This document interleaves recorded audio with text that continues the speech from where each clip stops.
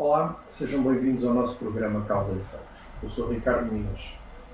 Hoje temos a convidada a professora Andrea Marques, que nos vai falar sobre a osteoporose. A professora Andrea Marques é licenciada em enfermagem, tem mestrado em enfermagem e reumatologia e tem o doutoramento em ciências da saúde e enfermagem. A professora Andrea Marques quer dirigir algumas palavras, alguns cumprimentos ao nosso público. Sim, muito obrigado. Um bom dia a todos. É com muito gosto que estou aqui hoje para falar sobre a osteoporose e sobre as fraturas osteoporóticas.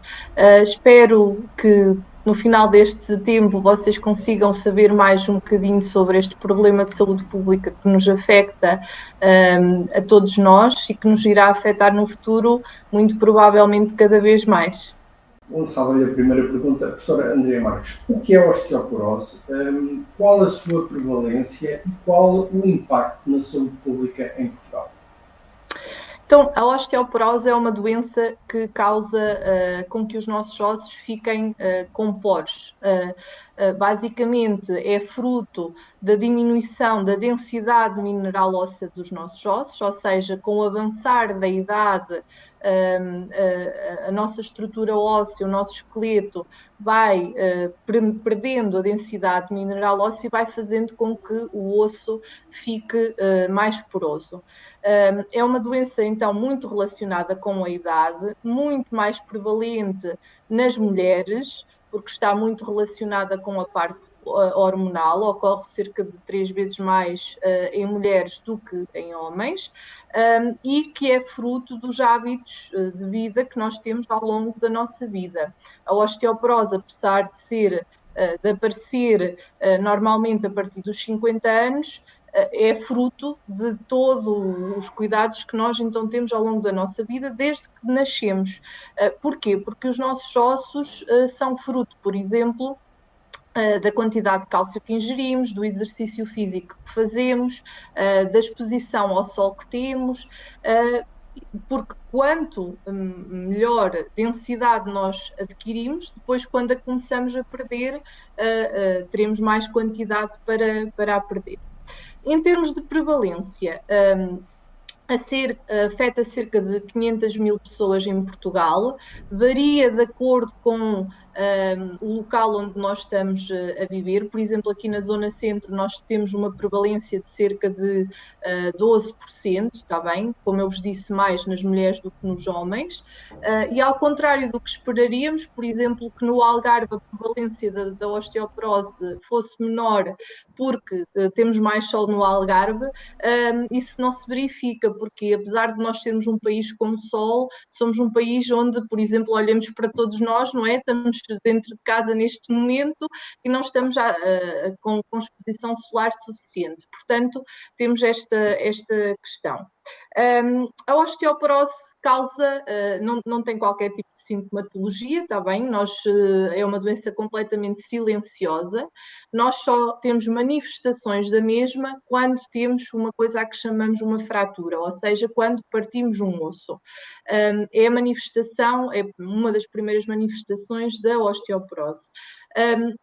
Estas fraturas afetam cerca de 50 mil portugueses, podem ser em várias localizações. A mais conhecida são as fraturas da anca, mas também temos muitas pessoas que sofrem fraturas do antebraço, fraturas do húmero, do ombro e fraturas vertebrais. Todas elas são consideradas fraturas causadas devido a esta patologia, esta doença que nós estamos aqui a falar hoje.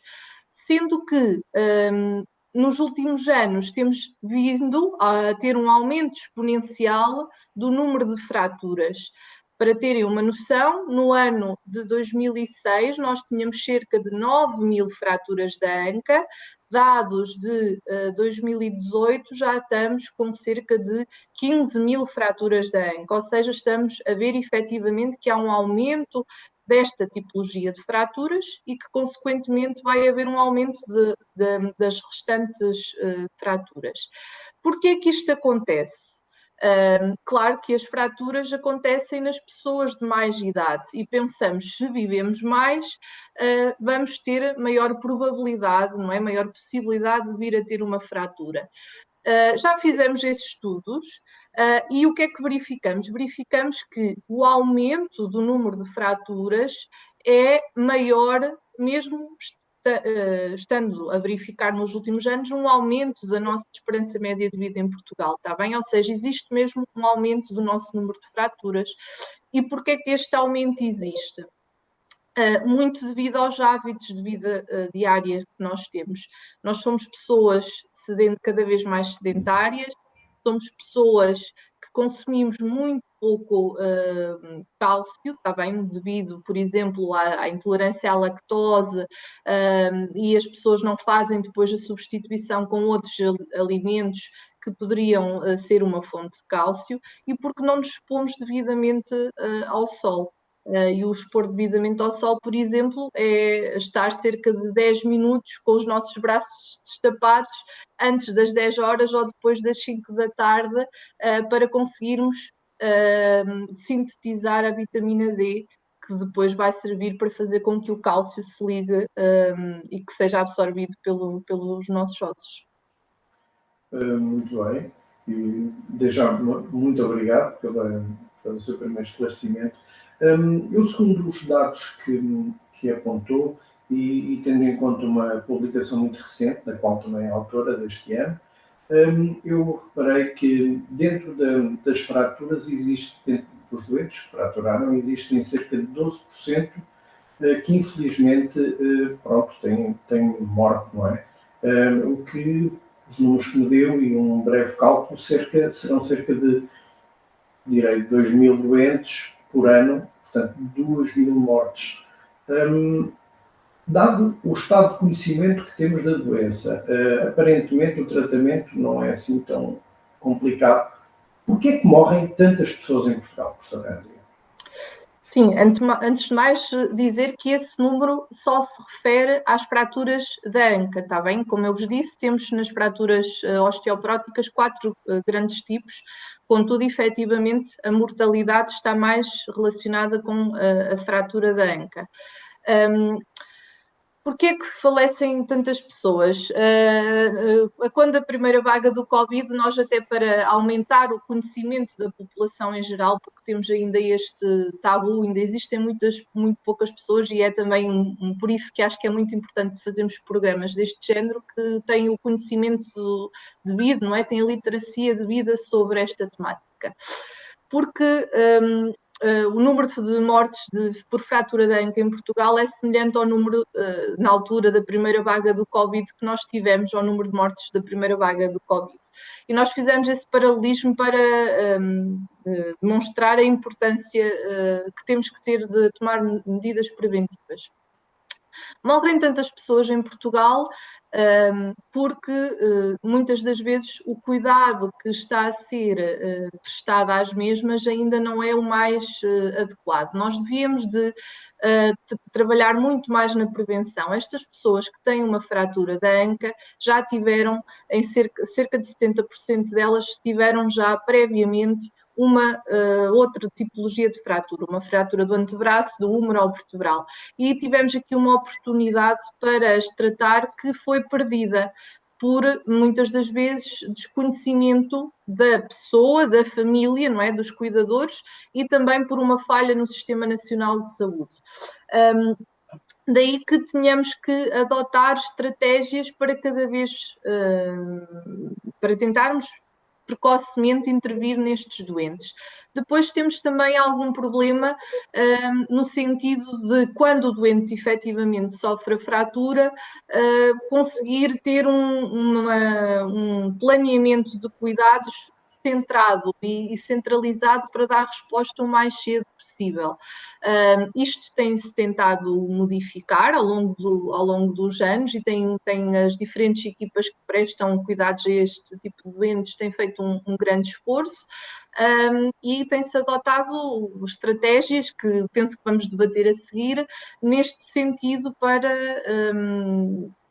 tentar com que estes doentes sejam operados o mais rapidamente possível, comecem a fazer reabilitação o mais rapidamente possível, iniciem tratamento farmacológico o mais rapidamente possível e iniciem tratamento não farmacológico o mais rapidamente possível.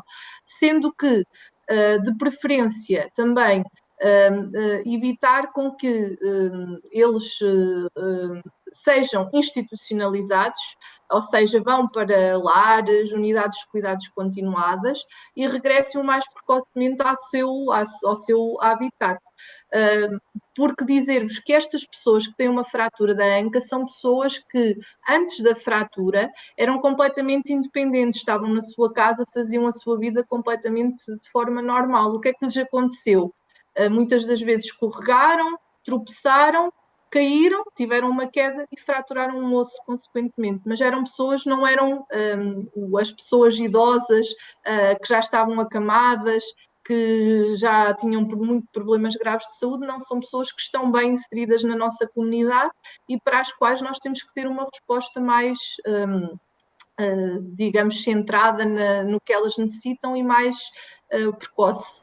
Muito bem. Professora, eu tenho mais duas perguntas e uma será muito simples e vai de encontro a uma referência que fez anteriormente.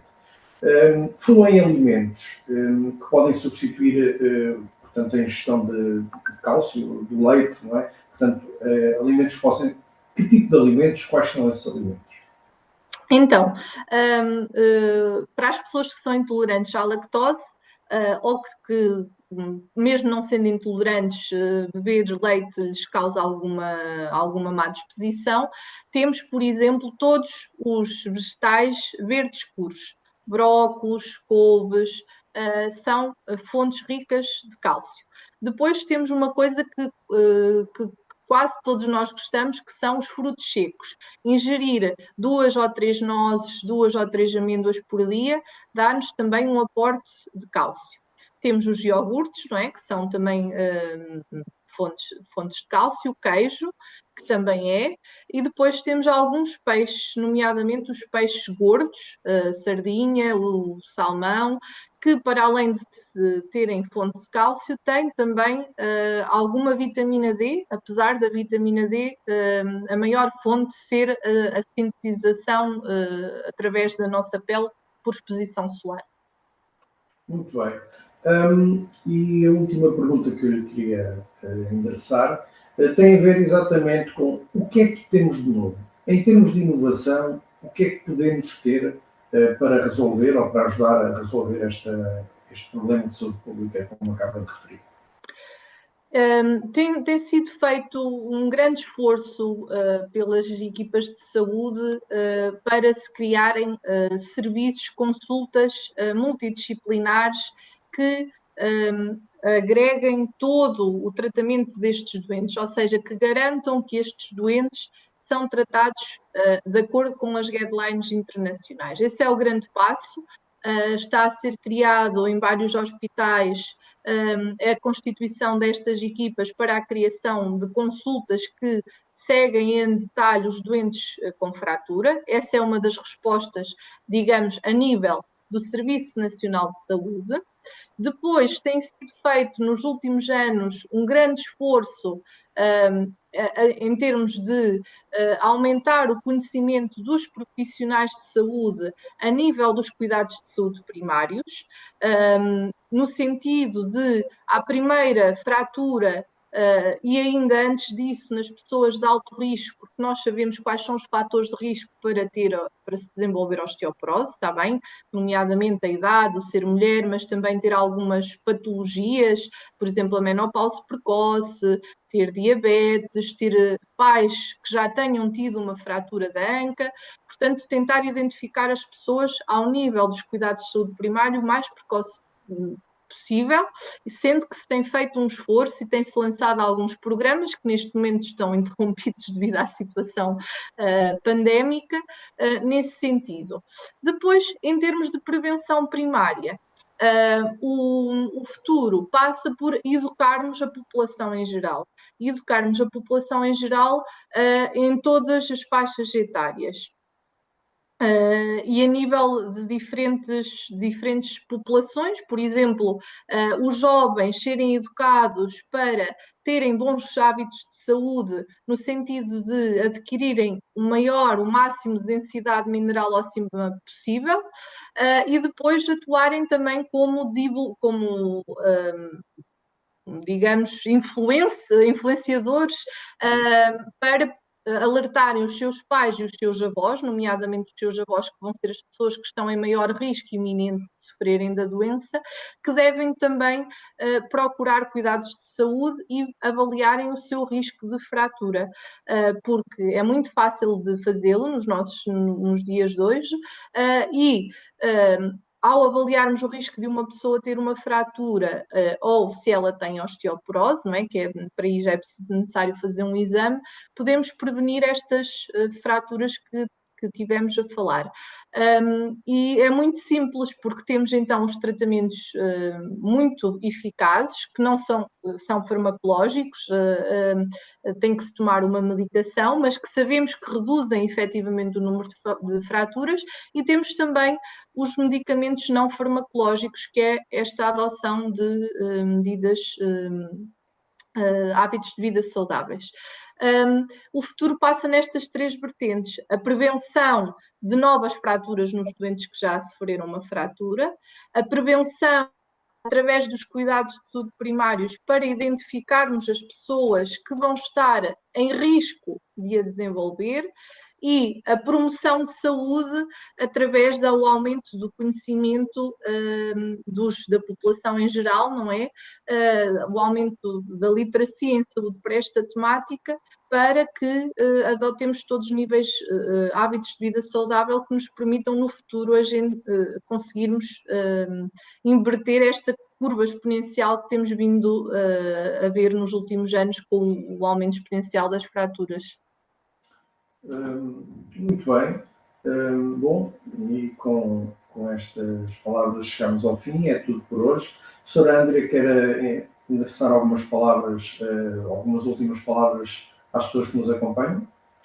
Sim, quero desde já agradecer ao Ricardo pelo convite e agradecerem aos alunos por fazerem este programa de divulgação, e termino com uma chave muito impactante, uma frase muito impactante, que é: não se esqueçam que um AVC ou um infarto pode matar, mas uma fratura mata mais do que estas duas patologias, portanto temos que a prevenir e que a tratar quando ela acontece. Muito obrigada. Uma vez mais, muito obrigado. O meu nome é Ricardo Minas.